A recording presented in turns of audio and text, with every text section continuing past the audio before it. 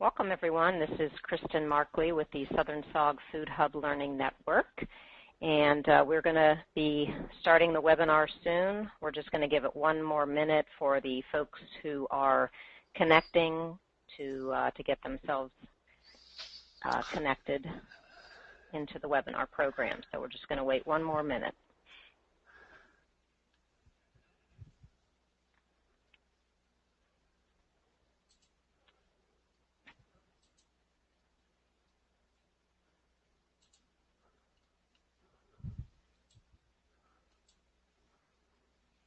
Okay, again, this is Kristen Markley with the Southern SAWG Food Hub Learning Network, and this is a project of the Southern Sustainable Agriculture Working Group and also funded through Southern SARE, which is Sustainable Agriculture Research and Education. And the co-facilitators of the Southern SAWG Food Hub Learning Network are Keith Richards and myself, and Julia Sampson also oversees the administrative details of the project. So we thank Julia for all that she also does for this project. And today's webinar is being hosted by the National Farm to School Network. They're providing the technical assistance, and Chelsea Simpson is on with us, and she's handling the technical details of the webinar. So we want to thank Chelsea for all of her support in making all of this possible. And just so everyone knows how it works with the webinar, what we're going to do is our two speakers are going to begin talking soon, and we're going to be going through a series of questions with them. So as you have questions yourself, you can go to the control panel on your screen and just click on the questions box.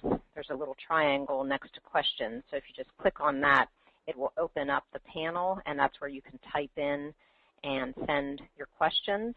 And then towards the end of the webinar, Keith is going to moderate a question and answer session between the questions that you're asking and the, of course, the answers from Andrew and Glenn, who are our speakers today. So the title of today's webinar is Developing Food Hubs with Limited Resource Producers and in Low-Income Communities. And we thank Andrew Williams and Glyen Holmes for being the featured speakers today.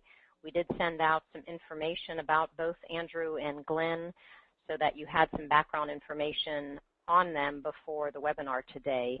We want to really dive into the nitty-gritty details, so we wanted to provide that background information ahead of time. But both of them have just a wealth of information to share and helped with the overall organization of the webinar. So we are very grateful for all of their time and input today. And these are the questions that we developed for the webinar. And for those of you who were on the last webinar for the network, we're going to structure it very similar. We're going to go through one question at a time and let first Andrew answer the question and then Glenn, and just walk through these questions. So these are the questions, and I'll just read through them so that we have them all kind of at the front of our minds as we listen in. The first one is, how do you create the awareness? And what we mean by awareness is the interest in producing and purchasing local foods. How do you work with a limited resource or low-income community and create the awareness? The second question is, once you are working on creating the awareness, which is an ongoing effort, how do you fund the effort? And third is, how do you develop the infrastructure? 4 is, how do you create the marketing strategies? And 5, how do you sustain all of that? So we're going to move through these questions, but as I mentioned, if you have questions or comments, you can type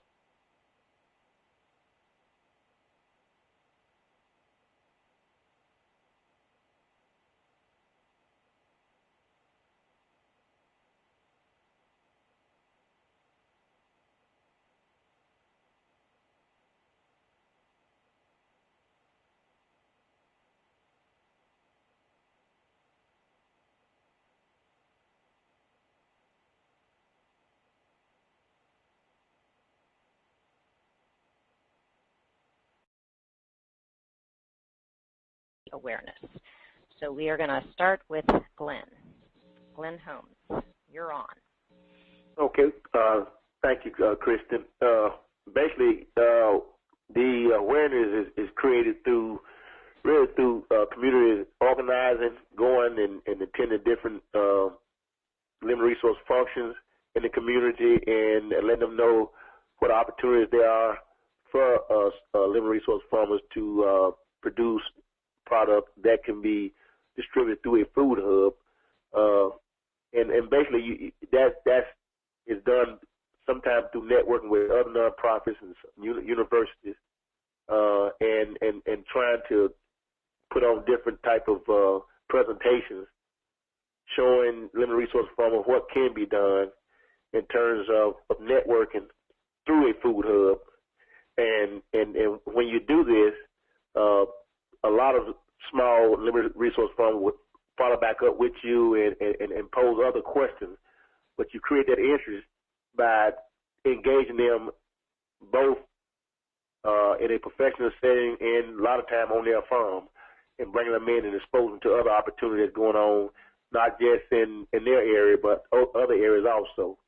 And when you do this, a lot of your limited resource farmers then will follow back up with you and pose a lot of different questions on how they can get involved in a marketing project, how they can get involved with producing certain product that another entity may be selling and looking for a producer that can produce that product.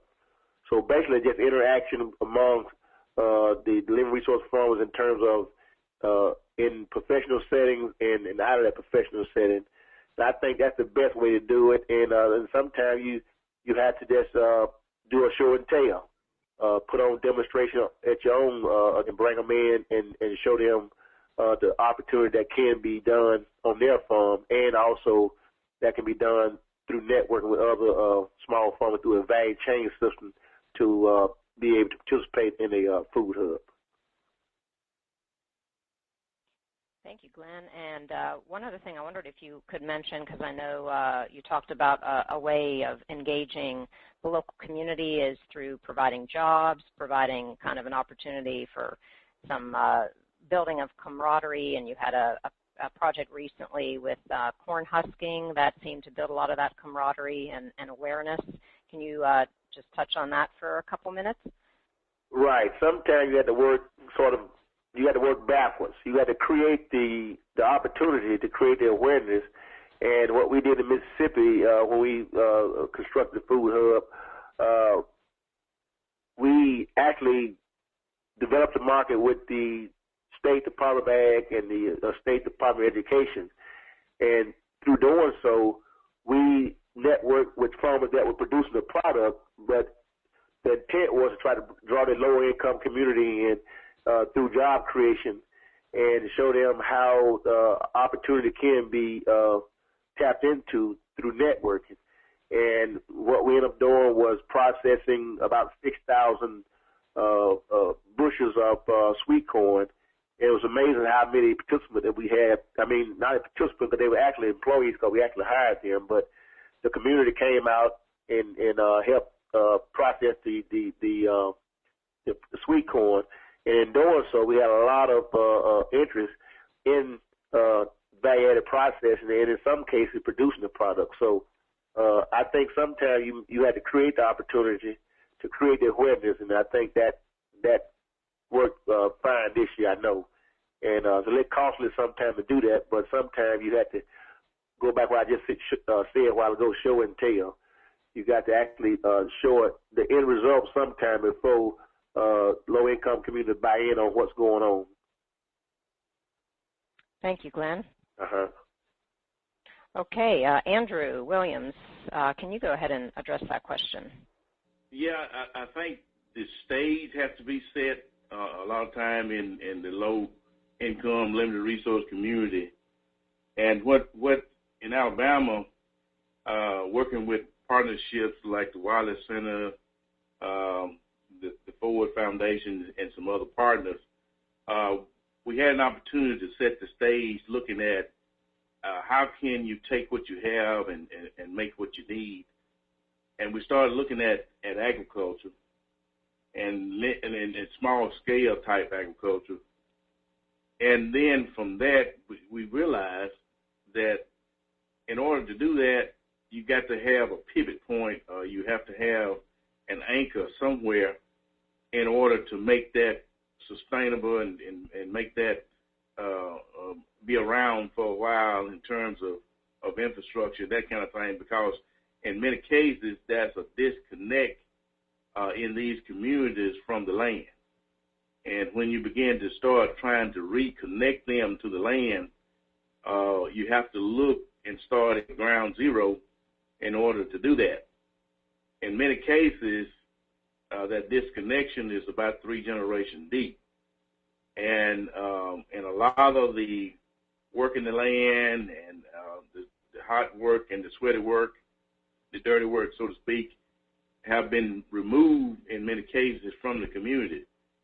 So you have to build that bridge back with that. And like Glenn was saying, you actually have to create an opportunity for them to actually see it. And then you have to evangelize what you're doing to create some momentum behind what you're doing.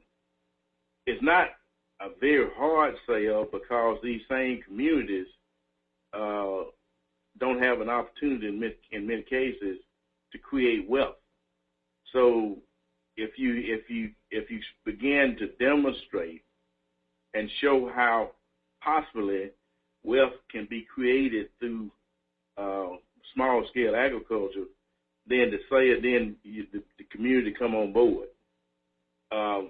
In many cases, a lot of the meaning that the generation, you have that generation disconnection, then you have to go in and actually retrain, so to speak, because the way great-granddaddy produced vegetables and what have you may not be the way to do that today.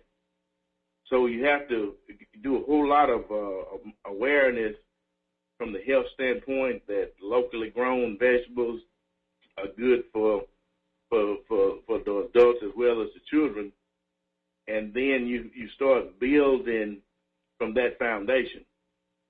And in order to do that, you got to connect a vertically integrated process to make all that work.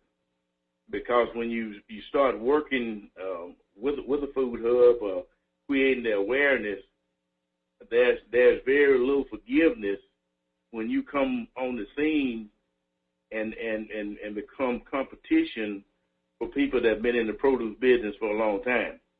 So you have to grow up real fast, and you have to have the support of the community. You have to have buy-in, and that's not really hard either. It's kind of like Glenn was saying, when you begin to employ them into the process and help them to understand that you're not only just providing a part-time job, but you're also creating a system that'll create wealth for the community. And then you even have to go back a little further than that and begin to teach part of those generations how to cook and how to utilize those vegetables to create a better health environment within the communities. So it's almost like building a house. You start with a good foundation, and you just work through the rain and the sunshine and the bad weather, whatever that may be, in order to make it happen. And that awareness and what have you creates momentum, and the institutions and other professions will come and provide some assistance to you. But the awareness piece has to be sold to the community. Thank you, Andrew.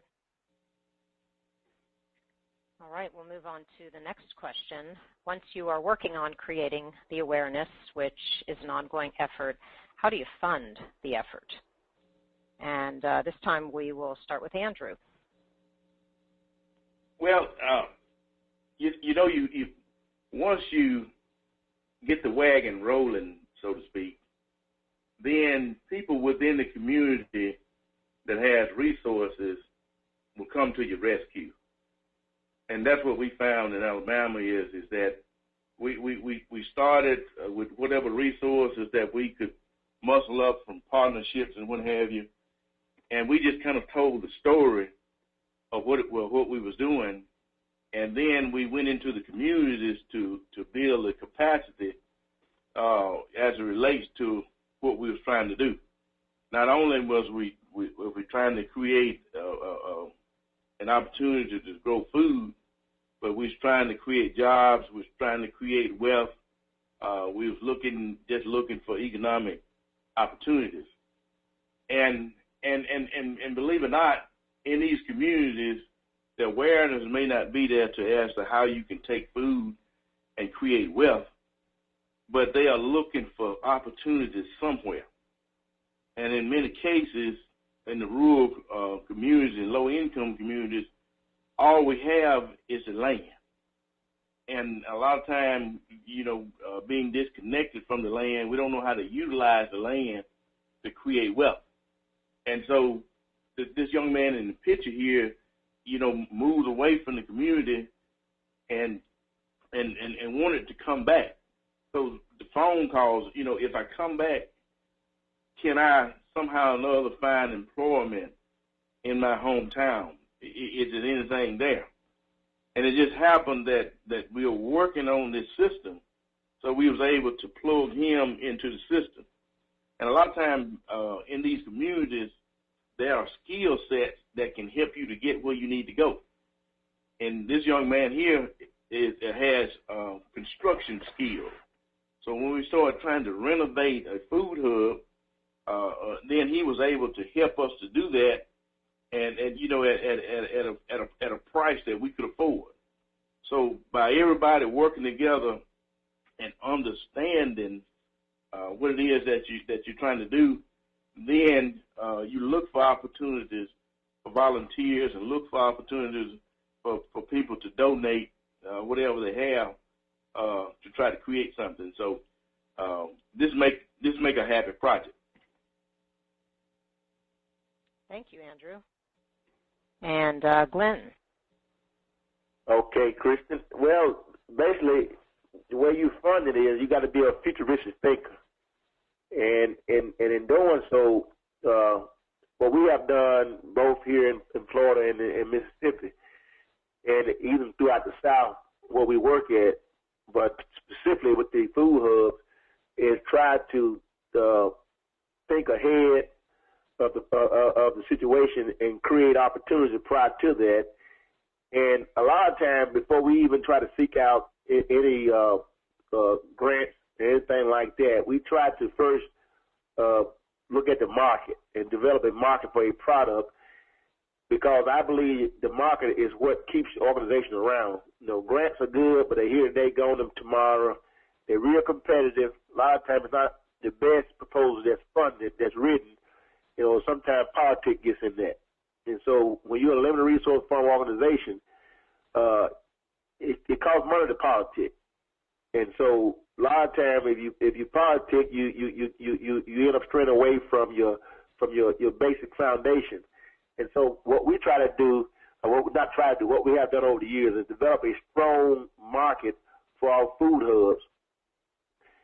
That funding sustains the food hub theoretically, and then it allows us to go out and then spend time to try to compete, put in for additional funding to where we can go out and do a lot more hands-on with the small farmers, and also create opportunity back at the food hub to provide local jobs for the participants within the food hub. I think it's a balancing act.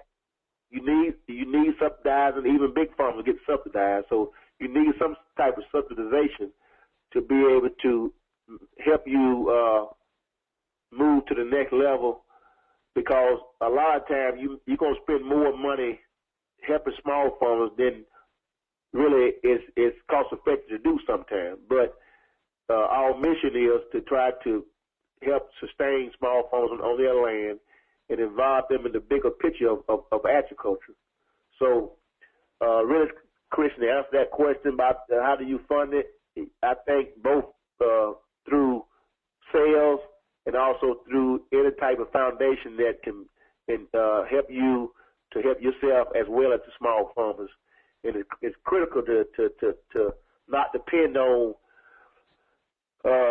grants for too much, because it can cripple you. And I think a lot of organizations have 2501 proved it. I think a lot of organizations went out of business when 2501 stalled out for that 1 year. So I think, as a food hub, you really need to have some external markets that can sustain you beyond a grant cycle. And when you do that, funding seems to come a little easier to you. Now, a lot of the myths have changed over the years about co-ops, because when we first started, I had a lot of organizations tell us that, well, you all are business. Well, now everything came full circle. Now we're promoting the food hub, which is a business. So I think we were just ahead of the curve, and people didn't understand exactly what it took to run a food hub. Because back then they wasn't calling the food hub; they were calling the processing shed. But I'm glad to see that that everyone has finally caught up to. It takes more than a grant to run an organization. It takes sales, and food hubs, I believe, can demonstrate that. And so when other limited resource farmers get into business, they know that if they develop a food hub and they need to create additional funds, they can actually, have sales. And the sales, it looks like a business, but it is a business. Farming is a business. But at the same time, when you go out to help limited resource farmers, you need to be subsidized so you can get them opportunity to participate, because a lot of times, if you take the money from sales and try to do too much, you stand a chance of really going out of business, because it takes so much effort to go out to pick up product, to train, and all the other type of activity that's involved in trying to get limited resource farmers involved in a food hub. And that's where I believe the grant come in at. But the day-to-day activities like paying light bills, insurance, all these different specifications, all these different regulatory fees that you need to be able to the outside funders need to be able to understand that you need sales other than a grant to take care of this, and don't disqualify you when you put in for grants, because you do have either a large amount or small amount of sales. So to answer the question again, I believe you need both. You need external funding, and you need internal funding that's created through sales. Thank you, Glenn. Okay. And just a reminder to everyone, if you have any questions as we're going along here, just go ahead and click on that section of your control panel and type it in, and then we'll try to get to your questions later in the webinar. For instance, if you would like a little bit more detail about something that Andrew or Glenn are mentioning, just put that in the question box, and we'll try to get to that. Okay, next question is, how do you develop the infrastructure? And we're going to let Glenn go first on this one. Okay, developing infrastructure is again, it goes back to what I just said a while ago. You need to be a futuristic thinker.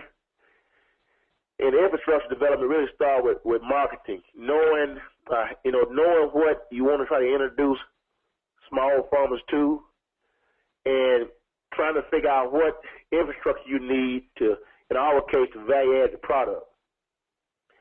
And you've got to be real careful with that, because you can spend more money on equipment that you don't need. So you really got to get a good understanding of equipment prior to purchasing it. And so what we have done over the years is sort of sit down and first of all, use what I call crop psychology. Looking at crops that small farmers can produce economically, and then seeing exactly what it takes to process that product, mean value added, and then seeing what you can do without in that processing line. because your resources are going to be real limited. Equipment is real expensive. And so after we do that, then we started looking at acquisition in terms of, where can we best get the equipment from at the best price, how hard it is to work on the equipment. A lot of times, when you in the rural community, technicians are not real close around. So you got to be real careful about buying too high-tech equipment, because a service technician can cost you a lot of money when you 20, 30, 60, 40 miles out in the rural, because they're going to charge you about an hour from the time they leave their shop. So in doing so, once we look at equipment acquisition, a lot of time, let's go back to the sales again. You can't wait to get a grant sometime, because the market is not going to wait on you. So what we have done over the years is we either go to the bank and borrow the money to buy the equipment with, or else we'll pay for it through sales. Because, like, again, grants are here today, gone tomorrow. You may get it, you may not. But when the opportunity comes and you need a certain piece of equipment, you need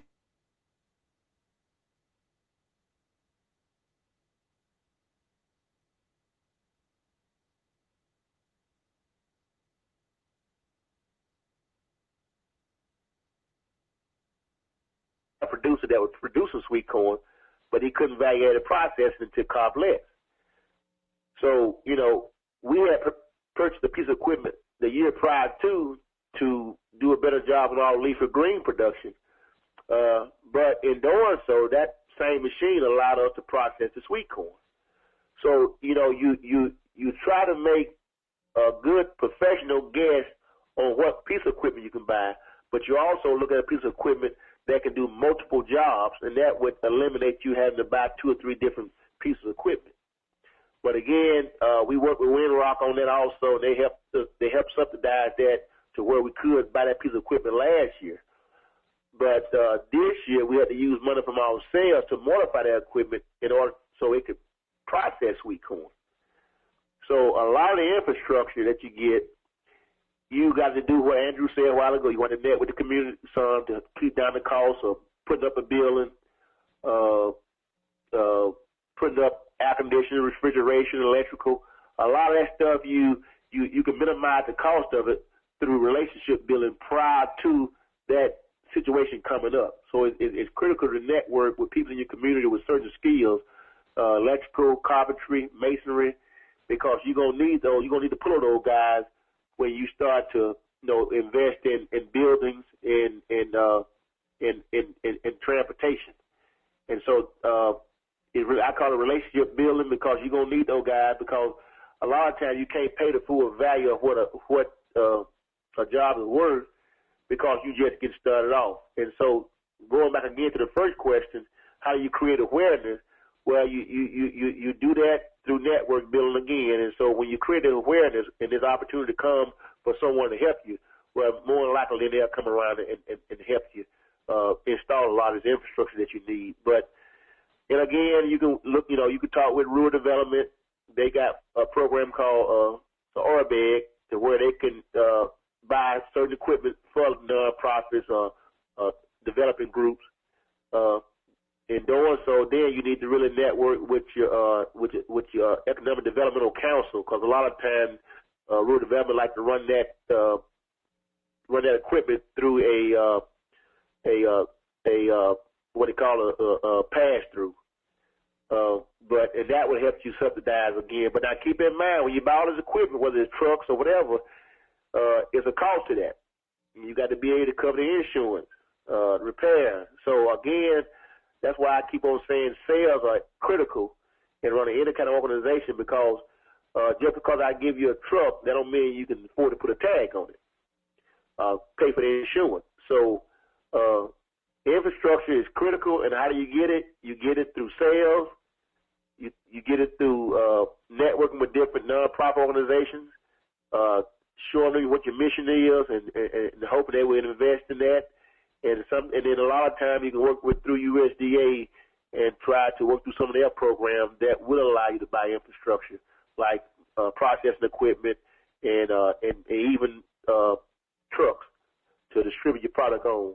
And so that's my spiel on infrastructure, is that you just need to network and try to keep a good relationship in the community. So when you need those extra guys that got electrical background or carpentry or masonry, they can come in and do a quality job, but give you a reduced price in their labor.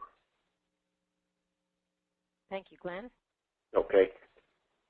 Okay, and Andrew, and here's actually a photo of where the food hub that Andrew is working with is based.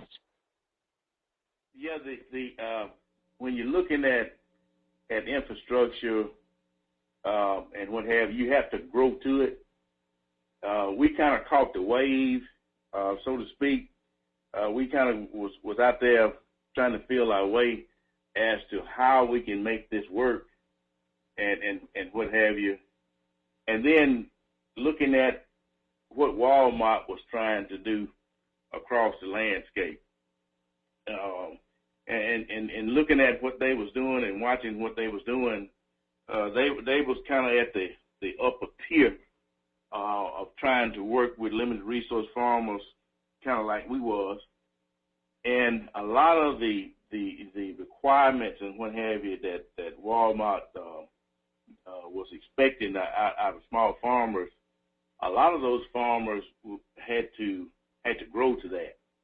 And so we was kind of serving as the intermediary that was looking at, okay, how can we help these small farmers get to the Walmart level or get to whatever level that's out there in terms of being able to operate in this mainstream produce business. And so as a result of that, we had to start again at ground zero, looking at what it is that we had around us that we could use to make this work. And because there's always land around you that's growing up in weeds and what have you, so you know that ground will produce something if it grows weeds.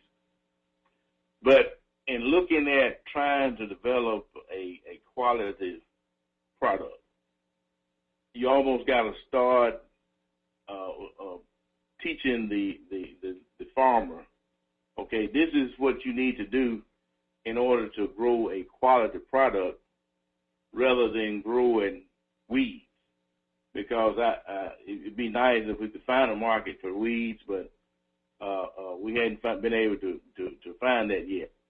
And so Walmart had the wave out there. You know, we want to be able to work with small farmers. But as they begin that process, they begin to see where there's some work need to be done at ground zero in order to get them up to speed. So that's kind of where we start working is trying to work to get them up to speed. And we had to actually develop, okay, what agricultural services that are needed out here, what kind of infrastructure is needed in order to make that happen. And we learned this from Glenn and some cooperation that we was doing in this process. And one of the things that Glenn taught us is that you need a central location to operate out of, because transportation will just eat you alive. And so, if you know, by working in the Black Belt of Alabama, we started looking at how can we do this. And we put the word out there that, you know, we're looking for an opportunity to develop an anchor or food hub in the Black Belt of Alabama. And that word somehow or another got back to the Economic Development Council in the county. And so one day I get a phone call one day. I hear that y'all looking for a building that y'all can build, have freezers and coolers, and be able to aggregate vegetables for farmers in the Black Belt.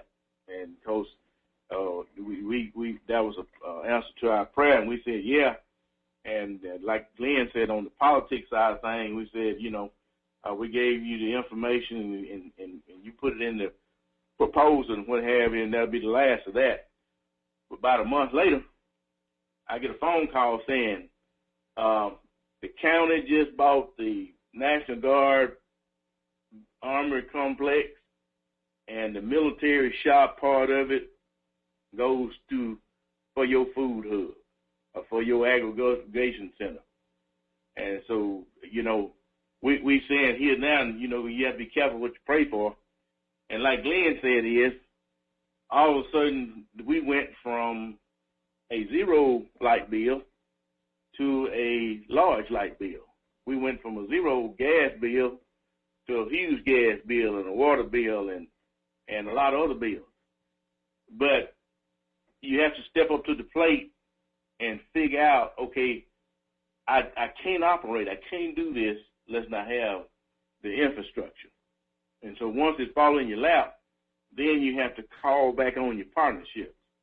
And you have to begin to dialogue with the Wallace Center and with the Ford Foundation and with everybody else, the Alabama Department of Ag and Industry.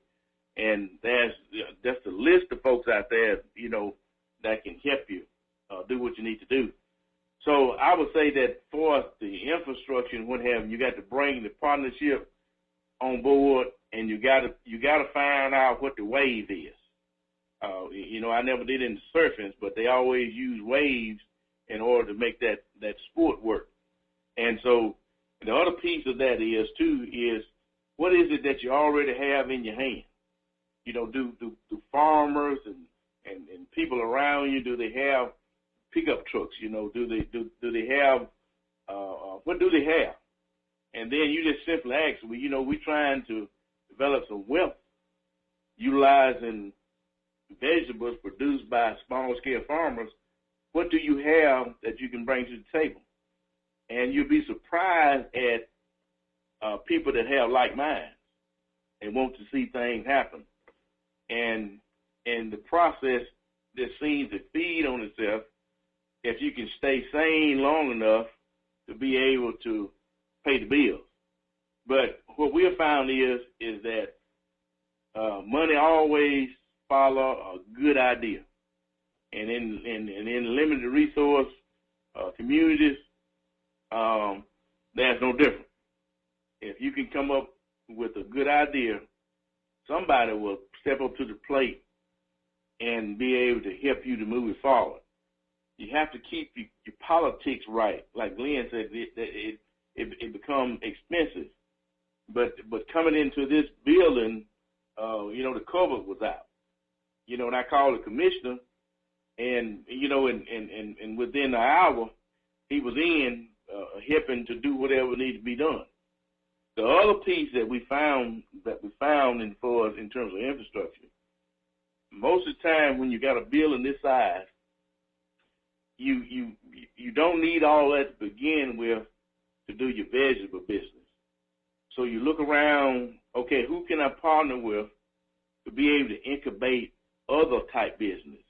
Because that big light bill I was telling you about, if you incubate other small businesses, then you can begin to share the cost of that light bill, the cost of that gas bill, and cost of that water bill and that kind of thing. So you get real innovative, and you go to bed at night thinking about this thing, and then you get up early in the morning thinking about it some more, and you find yourself growing into whatever you need in terms of infrastructure to make the process work. And it's all about the struggle. And I found is that you can't be afraid of the struggle, and you can't run away from the struggle. If you embrace the struggle, then success follows at some point.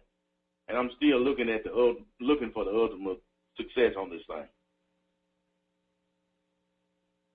All right. Thank you, Andrew. All right, and we'll move on to how do you create the marketing strategies?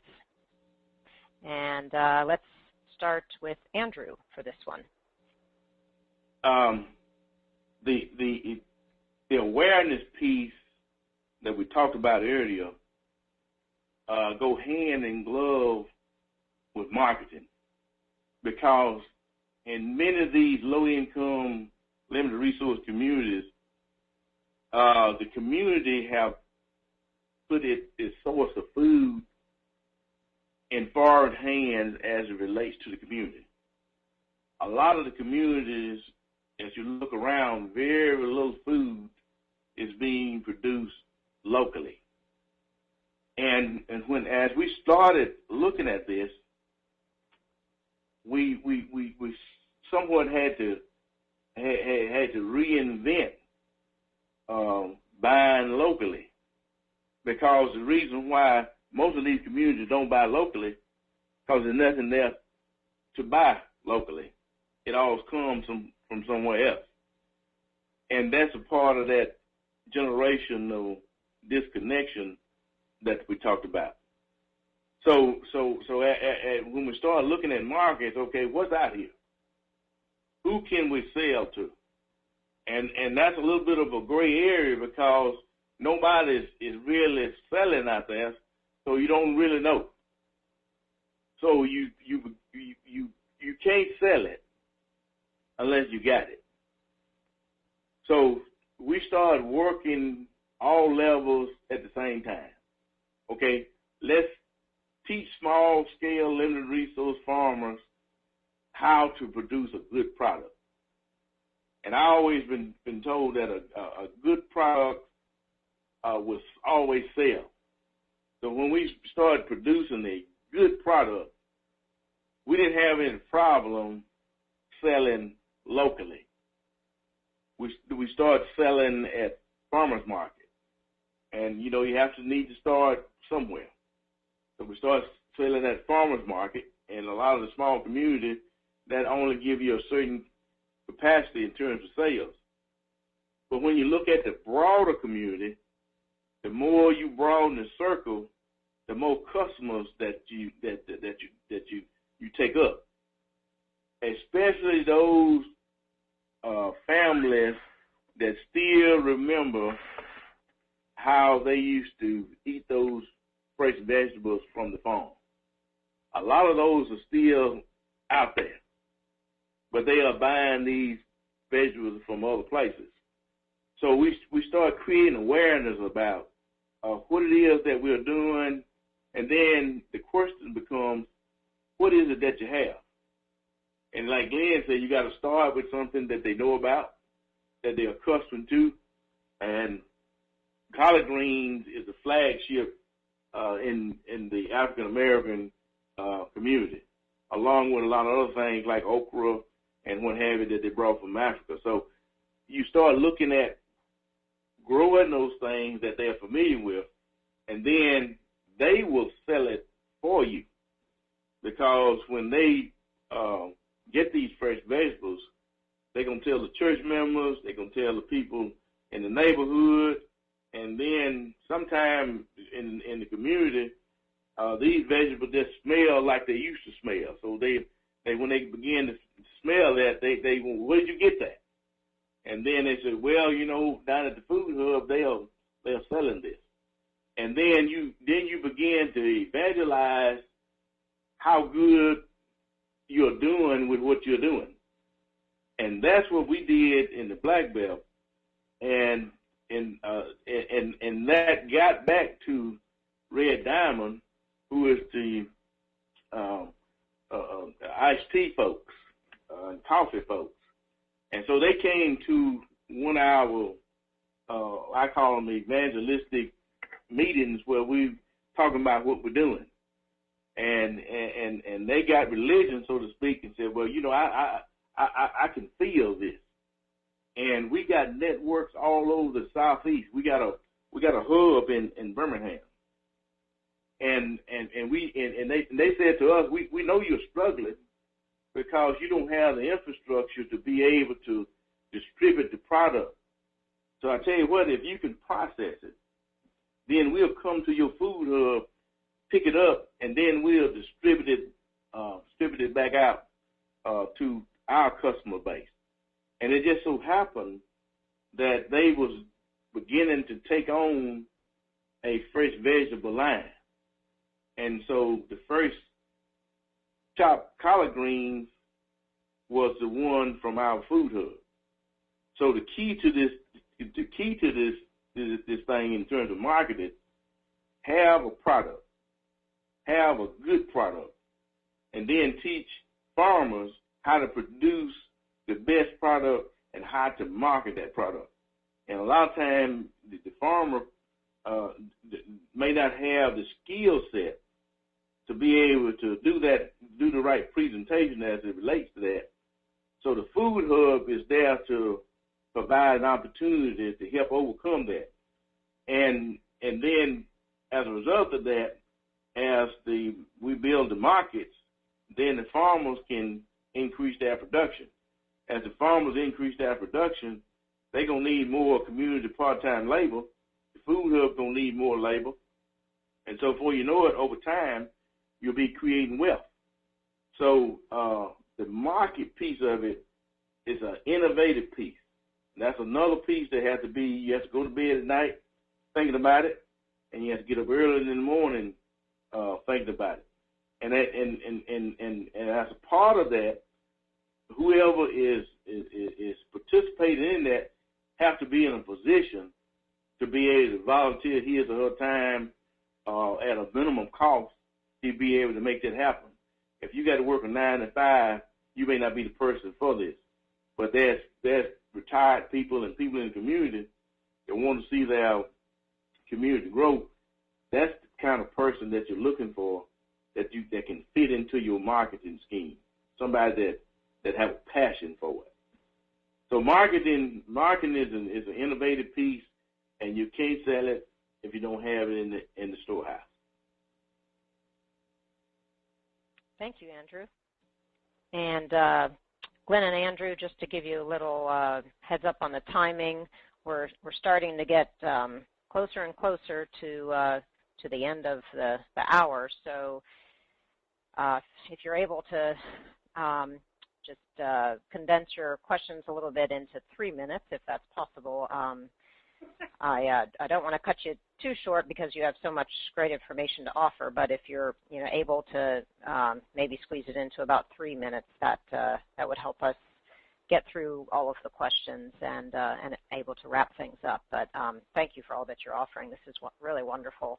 And also, I do want to mention to folks, I'm going to send out a couple polls that you'll see under the polls section of your control panel, just to get a little feedback from you regarding this webinar. Again, you can also type in questions. And also, if you have any comments that you want to share with us about the webinar, you can either type it into the questions section or you can email it to Keith or I afterwards. But I'll let the speakers get back to the questions. So, Glenn, please continue. Okay, Kristen. In terms of the market strategy, what I always do first is look at the market that's local and the market that traditionally we just forgot about. In 1995, I always thought that the local school market was a great market for small farmers. And in doing so, I coined a phrase called crop psychology. And what I looked at in doing that was that particular market, look at what kids in that community genetically grew up eating, or they apparently grew up eating, that's not being offered. And so over the years, what we have done is develop a cultural line, product line, that can be put in an institution whereby that product is not normally there because of, one, it may be too expensive, two, a lot of institutions don't cook from scratch no more, three, just a lack of not knowing. And so a lot of the marketing strategy that we use come really from the community, what people used to eat, how they used to eat. And then you look at a product that, from a marketing strategy, that can be value added and sold to where it can be quickly served or quickly prepared. So basically, the marketing strategy we use when we go out and look at different markets is, first, what can a small farmer economically produce? Two, what type of infrastructure do you need to process it? Three, how far is the distribution radius from where the from where the hub is located at, as well as the farmers, and then the end price. Can the food hub pay the farmers a good price, while and can they get a good price at the end of the day for value-added processing the product and distributing it? So to make it short, basically, like Andrew said, you look at your community first and see what people want that they're not getting, and that's the first idea of developing a product and a marketing strategy there, because if they want the product and it's not there, if you produce it, more likely they'll buy it. Now, two of the products that we produced years ago was that I know a lot of African Americans used to eat was we started producing blackberries again. We looked at how the store would traditionally cut their greens. They would use a big wide cut. We went and we developed what we call a fresh country cut, which is a narrow cut that a lot of people in the rural were used to.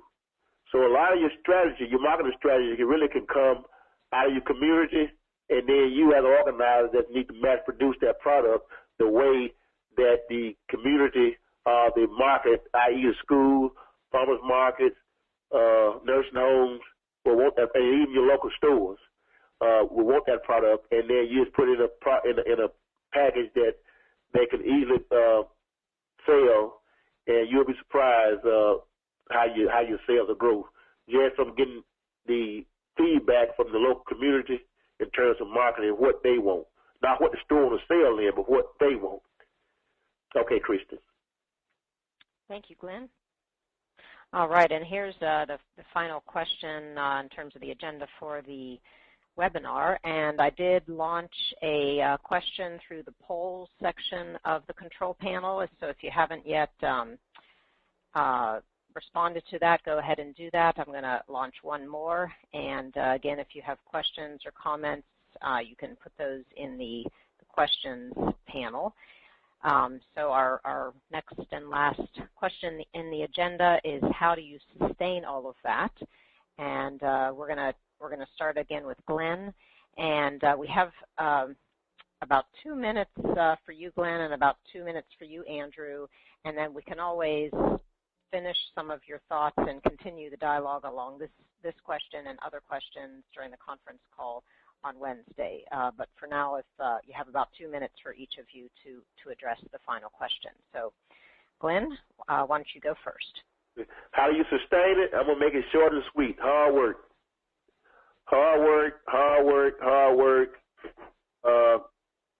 Taking risks, taking chances, being a visionary, networking.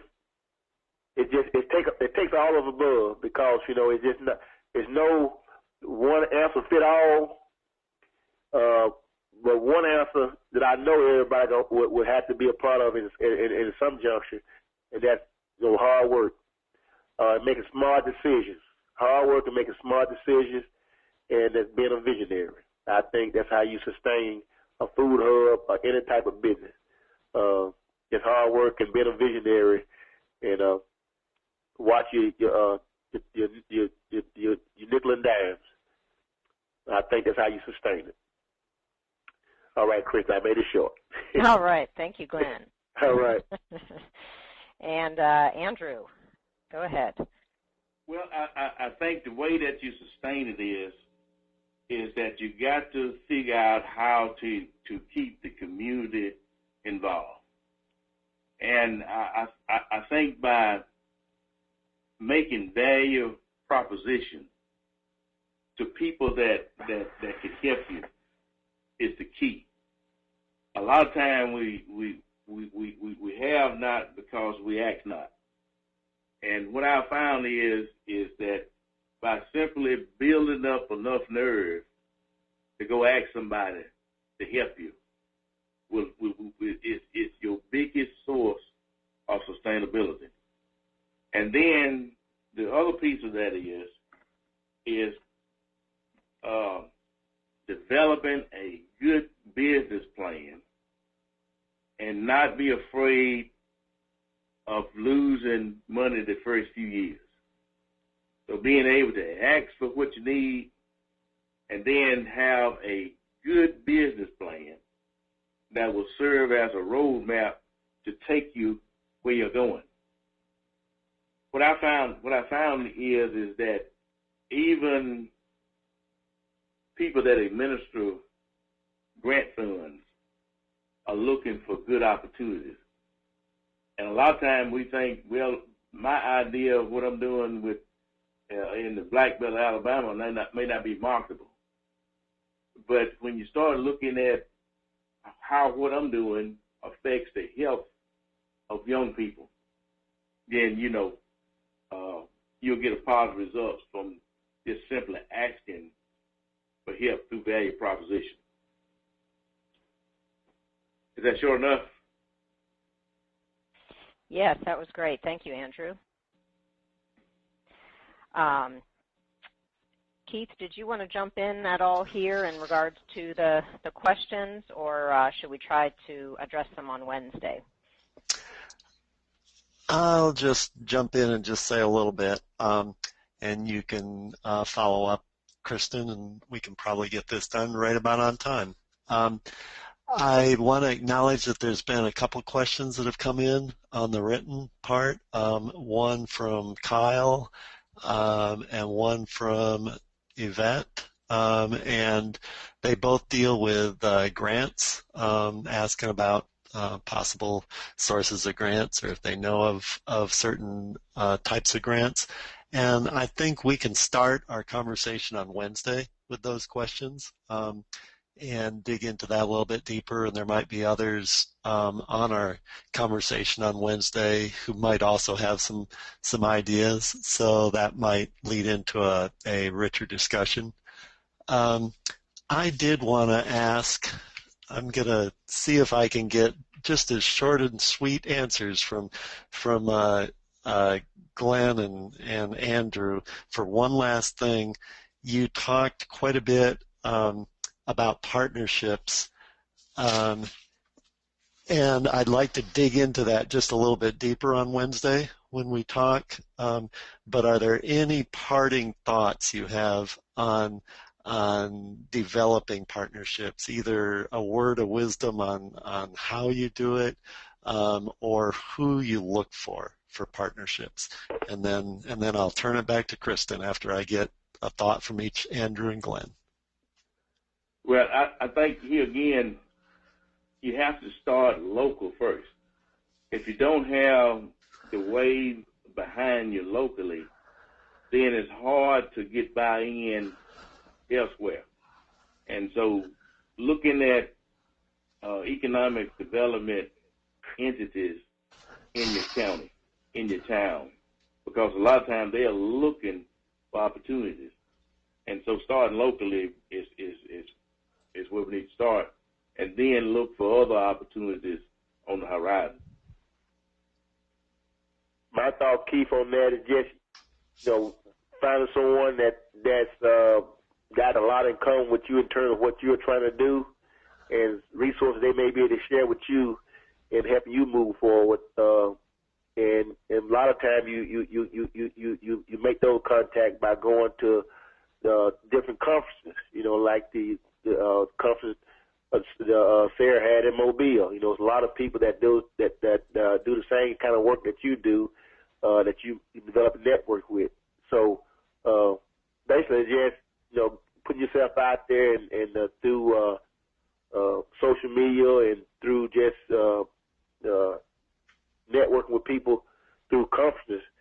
That's the best way I've found to really develop partnerships. Great. Thank you. We can pick up on that on Wednesday. Okay. I do see there's one more question from Rita also came in, and so we'll capture that for Wednesday also. Kristen, you want to take us to the end here? Sure. Thank you, Keith. And just wanted to mention here the project advisors for the Southern SAWG Food Hub Learning Network. These are folks that can be resources for all of you. And really what we're trying to encourage with the overall learning network is just more networking, more dialogue, more sharing and learning from each other. So we do encourage you to join the conference call, which is scheduled for this Wednesday, 4 o'clock Eastern, 3 o'clock Central, call-in number and participant code are there, but Keith will also be emailing that to you. So we're hopeful that you will join us for the conference call, and you can dialogue directly with the speakers and with each other so that we can learn from each other and not be reinventing the wheel in each of our communities. So thank you again for participating, and if you think of more questions that you would like us to bring up on Wednesday, you can email them to us, or you can just speak directly to the speakers and to each other on Wednesday with your questions and comments. And we thank you for participating in today's webinar, and look forward to following up with you on Wednesday. And many thanks again to Glyen Holmes and Andrew Williams for all of your very valuable time and insight on these issues. Thank you all very much. And bye-bye, everyone, and have a great night. Thank you.